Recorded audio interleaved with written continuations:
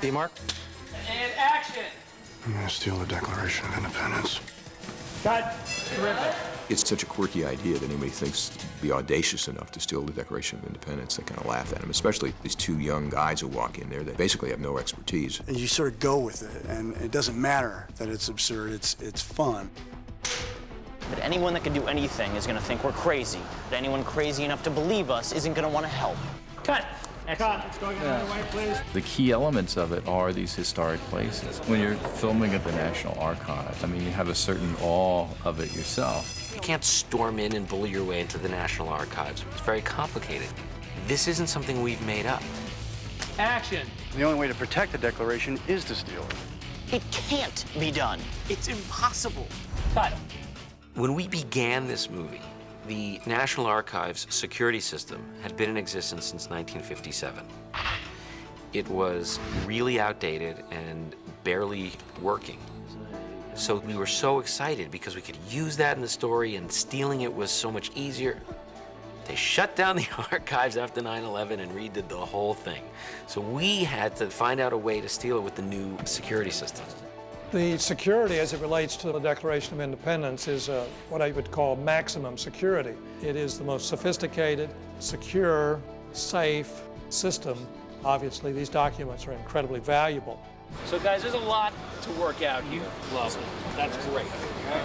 When we were told to do the National Archives break-in, they said, but you have to make this like the smartest thing you've ever written. Beneath an inch of bulletproof glass is an army of sensors and heat monitors that will go off if someone gets too close with a high fever. Because we use fiber optic lighting, because of a unique set of glass and materials that are brought together with filtration and everything taken care of in terms of temperature and humidity, we're able to provide access for the public to the Declaration of Independence. Everything had to be authentic. Everything had to be real.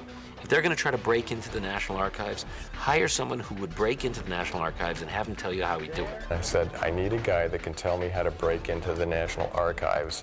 John Hobson was the guy. He was a policeman who'd had a varied career as a bodyguard and a private investigator.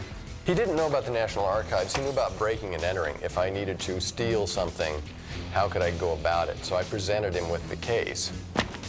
The preservation room. That's where they clean, repair, and maintain all the documents and the storage housings when they're not on display or in the vault. And he said, all right, this is what you're going to do.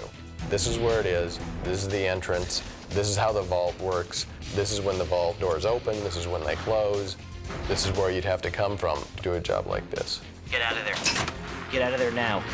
I'm taking the whole thing. I'll get it out in the elevator. Here's the action. I shot 1, 2, 3. That bullet hit 1, 2, 3. They laid out a plan. This is exactly what they would do. When he gets hit with the bullets, he's going to go back against the elevator door. We're hot. Set and action. Fire, fire, fire.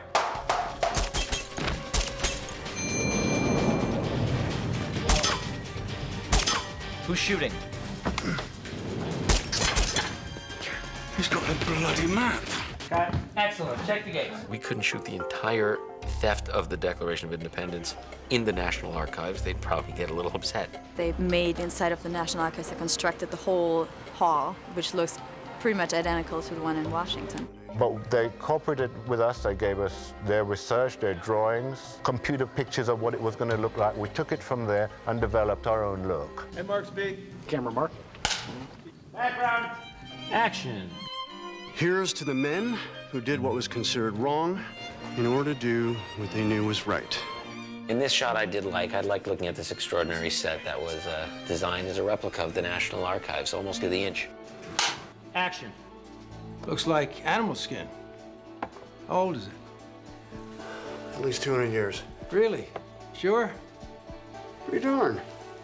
We were able to find papers, finally, that helped look like what the Declaration looked like.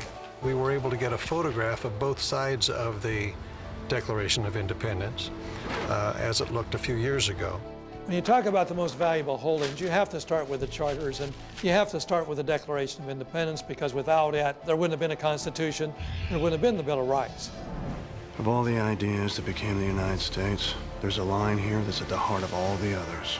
Those who have the ability to take action have the responsibility to take action. the National Archives, which very few people have ever been in with a camera. We got our motion picture cameras and a crew and actors in there. It turned out phenomenal. What's fun for us is finding something that's true and real and incorporating it to the story.